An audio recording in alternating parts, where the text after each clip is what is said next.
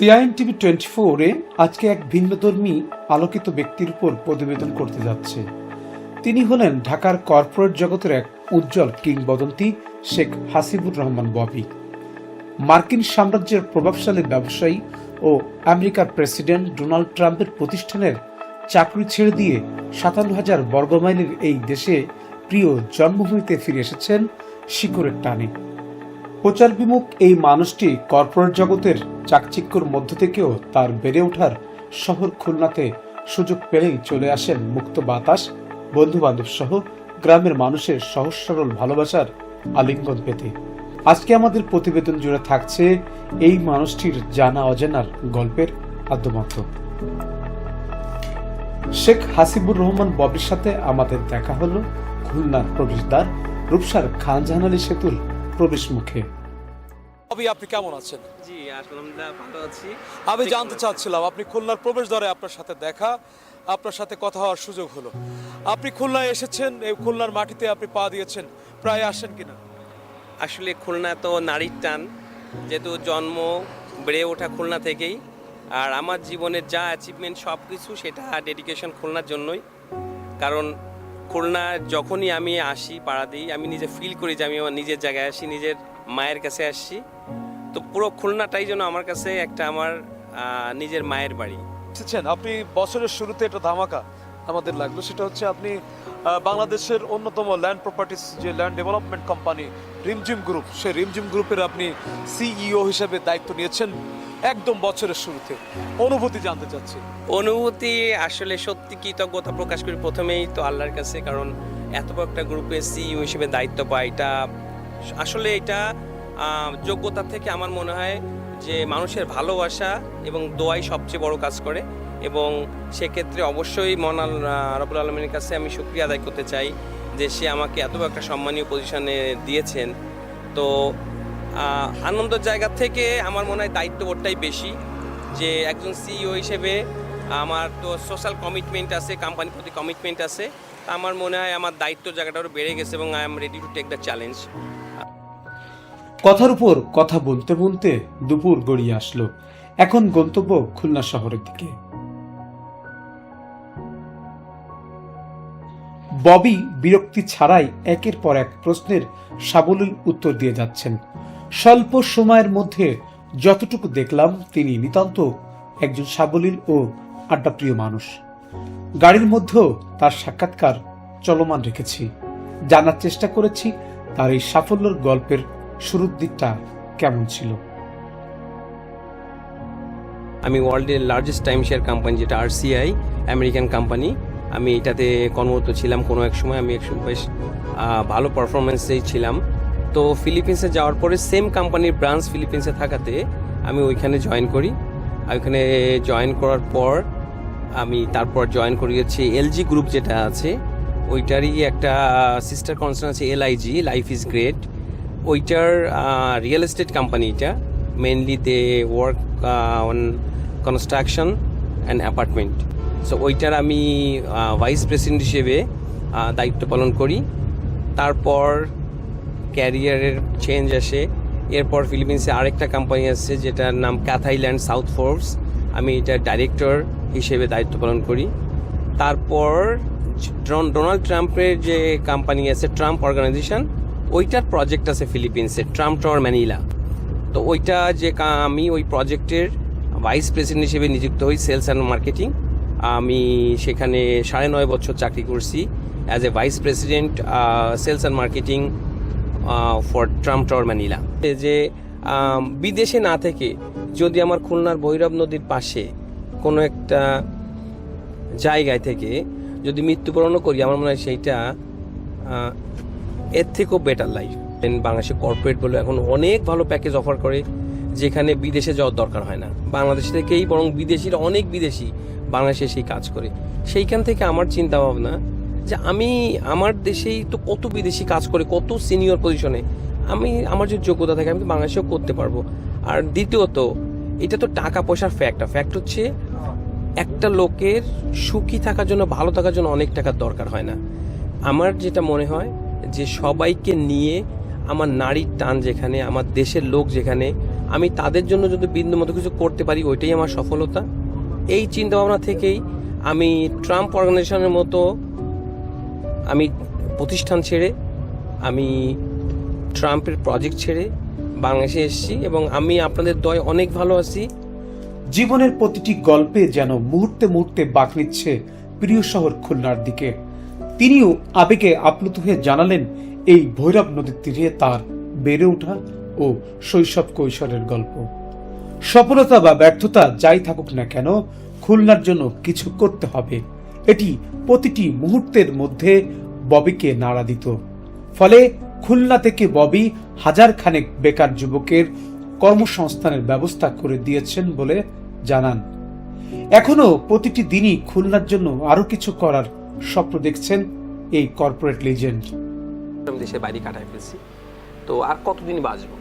আমি তো আমার আত্মীয় স্বজন, আমার ভালোবাসার লোক, বন্ধু বান্ধব কারোর সাথেই আমার টাইমটা ওইভাবে গড়ে ওঠেনি, বন্ডিংটা গড়ে ওঠেনি। সো আমার সাকসেস তো বিদেশের লোক দেখে লাভ নেই। আমার যদি আমার যদি যোগ্যতা থাকে, আমার ওই যোগ্যতা দিয়ে আমার লোকের সেবা আমি কতটুকু করতে পারছি, তো সেখানে দেখছি অঙ্কটা একদমই জিরোর কাছাকাছি। কারণ যা করছি, আমি কাজ করছি সব ফরেনারদের সাথে, যা করছি উপকার সব ফরেনারদেরই হয়েছে আর আমার। কিন্তু আমার দেশের লোক, আমার এলাকার লোক আমার থেকে বেনিফিট তেমন পাইনি।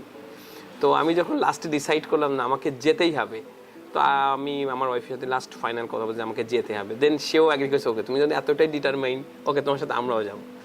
তো এইভাবেই দেশে আসা। দেশে এসে তারপর আবার সেই ক্যারিয়ার, যেহেতু আমি রিয়েল এস্টেট ব্যাকগ্রাউন্ডের, আমি বাইরেতাম বাংলাদেশে। তারপর আমি ছিলাম আমার আরেকটা প্রাইম অ্যাসেট গ্রুপের আমি সিইও ছিলাম। আর রিমজিমে আমি সিইও হিসেবে জয়েন করছি, এখন সিইও হিসেবে আসছি। বাট আমার কাছে ডেজিগনেশনটা সবসময় মনে হয় কি জানেন, এইটা একটা টেম্পোরারি থিংস।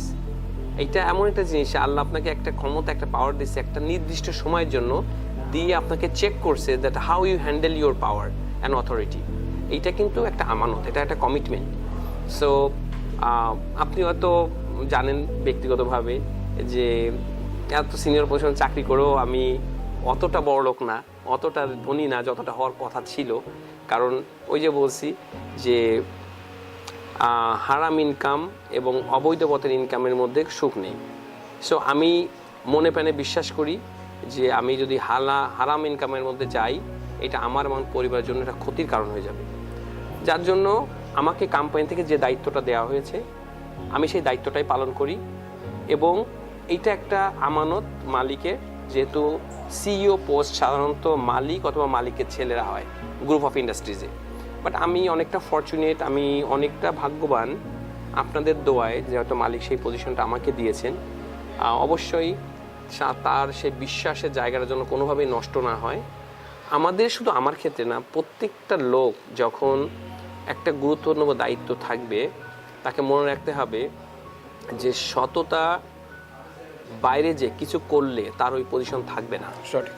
যারা সন্তানরা খুলনার যারা জব করছে বা হ্যান্ডেল করছেন সিও পোস্ট, বিশেষ করে ঢাকা ক্যাপিটালে, রাজধানীতে খুব কম সংখ্যক আমাদের লোক আছে যারা 7 ডিজিট ক্যারি করে, ওন করে। আপনি এখনো কাজ করছেন, আপনার প্রফেশনাল মাত্র শুরু মনে হয় 2021 সালে এসেছেন বাংলাদেশে করোনাকালের সময়। এসেই 5 বছরের ভিতর কি এমন জয় করলেন যে একটা ভালো একটা মাইলস্টোনে আপনি চলে গেলেন? Thank you so much. আপনাকে একটা জিনিস বুঝতে হবে যে quality doesn't go for cheap. আপনি যদি কোয়ালিটিফুল লোক হন এবং if you know your worth, you know what is your market value. Secondly, I am telling you one thing, I am expensive. আমি কম বেতনে চাকরি করি না। কারণ কি, যেহেতু আমি হারাম ইনকাম করি না, এই জন্য আমি কম বেতনে চাকরি করি না। কারণ আমাকে এই বেতন দিয়েই আমার family, as I mentioned you that আমার ফরেনার ফ্যামিলি ওয়াইফ আছে, আমার বাচ্চা আছে, আমার লাইফস্টাইল একটু ব্যয়বহুল। সো যার জন্য আমি ওটা মালিকদের ইন্টারভিউর সময় বলেই নিই যে আমাকে বেতন বেশি দিতে হবে। বিকজ যেহেতু আমি হারাম ইনকামের মধ্যে যাব না, আমার বেতন বাদে আমার কোনো ইনকাম নেই। সো আমি যেটা আগেও বলছি দ্যাট আমি expensive, every company cannot afford me. So আমাকে অ্যাফোর্ড করতে হলে আমার যেটা প্রাপ্য এবং আমি যেটা মনে করি যে আমি যেটা আমার যে মার্কেট ভ্যালু আছে, আমার যে ওর্থ আছে, আমি ওই স্যালারিটা চার্জ করি। বাট এক্স্যাক্ট ফিগারটা বলা ঠিক হবে না। বাট আপনাদের দোয়ায় আল্লাহ দিলে ঢাকা শহরে ল্যান্ড প্রজেক্টের যে কজন হাইস্ট পেইড সিও আছে, top 5, I am one of them. But অন্যরা হয়তো আমার থেকে অনেক অনেক অনেক বড় ধনী, আমি অতটা ধনী না। আমি যে টাকা ইনকাম করি, আমার বন্ধু বান্ধব ফ্যামিলি সবাইকে নিয়ে হাসি খুশিভাবে চলে যায়, নো ব্যাংক ব্যালেন্স। সফলতার মূল মন্ত্র এক একজনের এক এক ব্যাখ্যা বা সংজ্ঞা থাকে, তবে কর্মযোদ্ধা ববির কাছে সফলতার সংজ্ঞাটি একটু ভিন্ন রকম। তরুণদের উৎসাহ উদ্দীপনা দেওয়ার জন্য ববি জীবনের সংগ্রামের প্রতিটি অব্যক্ত কথা বলেছেন সিয়ানের ক্যামেরায়।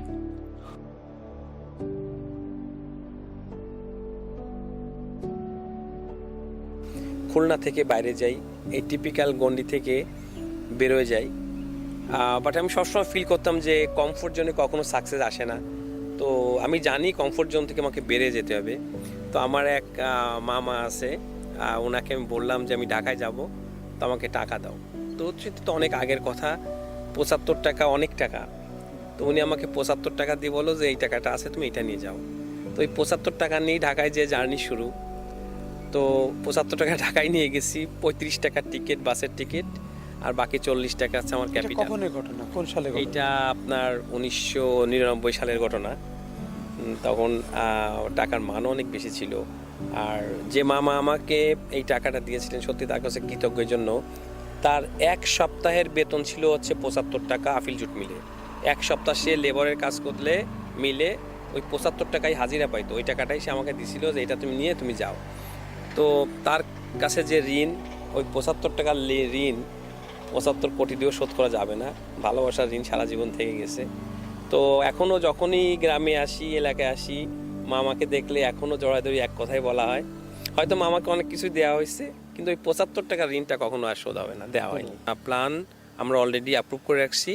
আমরা অলরেডি জমি দেখতেছি খুলনা শহরে, খুলনা কেডি এর মধ্যে যে কোনো একটা বড় একটা জমি নিয়ে আমরা খুলনাবাসীর জন্য এক স্বল্প মূল্যে নিরাপদ বাসস্থান, এই কমিটমেন্ট নিয়ে আসবো। সেইটা হচ্ছে, এটা আমার ব্যক্তিগত উদ্যোগে, মালিককে আমি ব্যক্তিগতভাবে রিকোয়েস্ট করছি। কারণ খুলনাবাসীর প্রতি আমার একটা কমিটমেন্ট, আমার দায়বদ্ধতা। এটা থেকেই আমি সবসময় চিন্তা করছি খুলনাকে আরও একটা বেটার খুলনা করার পিছনে আমার অবদান কতটুকু। তো আমি আমার পক্ষ থেকে I will do my best. জানা অজানা গল্প শুনলাম, সব কিছুই ভালো লাগলো। তবে তরুণদের উদ্দেশ্যে, যারা নতুন উদ্যমে কাজ করতে চায়, সে সকল তরুণদের উদ্দেশ্যে কোনো মেসেজ আছে কিনা শেখ হাসিবুর রহমান ববি আপনার কাছে? তরুণদের উদ্দেশ্যে একটা সুন্দর মেসেজ হচ্ছে, never give up, keep on fighting. আপনাকে এক জিনিস মনে রাখতে হবে যে there is no shortcut to be successful.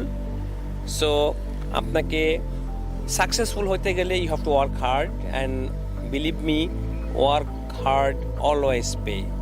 So আপনি মনে রাখবেন that early success is a scam. যদি কাউকে দেখেন যে সহজেই বিশাল বড় কিছু হয়ে গেছে, দ্যাটস এ স্ক্যাম। সো তরুণদের জন্য আমার একটাই উপদেশ, work hard, never give up, ইনশাল্লাহ ইউ উইল বি সাকসেসফুল। দুপুর গড়িয়ে বিকাল, তারপরেও গল্পের অনেকটা বাকি। সদা হাস্যোজ্জ্বল ও নিরহংকার এই ব্যক্তির মাঝে কোনো অহমিকার ছাপ দেখতে পেলাম না। ববির বাল্যবন্ধু সহ তার কিছু কর্মকর্তা কর্মচারীর কাছে ববি বন্ধু বা অফিস বস হিসেবে কেমন তা জানার সুযোগ হলো আমাদের। তা শেখ হাসিবুর রহমান ববি কি আপনাদের ফোন টোন রিসিভ করে নাকি কল ধরে না? অবশ্যই তাকে ফোন দেওয়া মাত্রই দেখা যাচ্ছে অনেক সময় মিটিংয়ে থাকে, মিটিংয়ে থাকলে হয়তো ব্যস্ততার ভিতরে ফোন ধরতে পারে না, কিন্তু তারপরেই সে কল ব্যাক করে আমাদের খোঁজ খবর নেয়, আমাদের জিজ্ঞাসা করে কেমন আছিস, কোথায় আছিস, কি করতেছিস, কিভাবে দিনকাল যাচ্ছে, অন্য বন্ধু বান্ধবরা কেমন আছে, এলাকার পরিস্থিতি কি, সে হ্যাঁ সব খোঁজ খবর নেয়। খুব সম্মানভাবে চাকরি করতেছি। তুচ্ছতাচ্ছিল করে কখনো? আপনি ছোট পদে চাকরি করেন বা আপনার সাথে দুর্ব্যবহার, রাত ব্যবহার? জি না, এরকম কখনো হয় নাই। কখনো হয়নি? জি না। আপনার যে আপনাকে সমীহ করে সেরকম?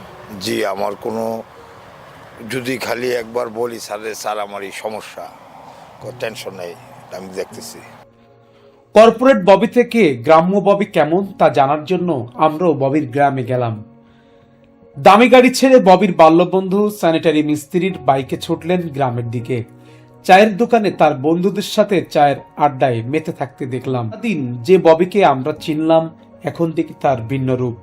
খুলনার আঞ্চলিকতা, স্থানীয় ভাষায় কথাবার্তা, বন্ধুদের সাথে আড্ডা সব যেন কর্পোরেট ববিকে ছাপিয়ে এক অন্য ববির পরিচয়ের মাত্রা আমাদের সামনে আসলো। রাজধানীর রিমঝিম গ্রুপের সিইও অথচ সাবলীল জীবনযাত্রা, মানুষের জন্য মন কাঁদে। এমন কর্পোরেট ববির মধ্যে যে এমন মানবিক ববি লুকিয়ে রয়েছে তা সত্যিই ভাবিয়ে তোলে। তাই শেখ হাসিবুর রহমান ববির মতো মানুষের এই নামমাত্র উন্নয়নশীল দেশে এখন খুব বড্ড প্রয়োজন। শেখ রাহুল ও আলামিন খানের চিত্রগ্রহণে আবু হামজা বাঁধন, CIN TV 24, খুলনা।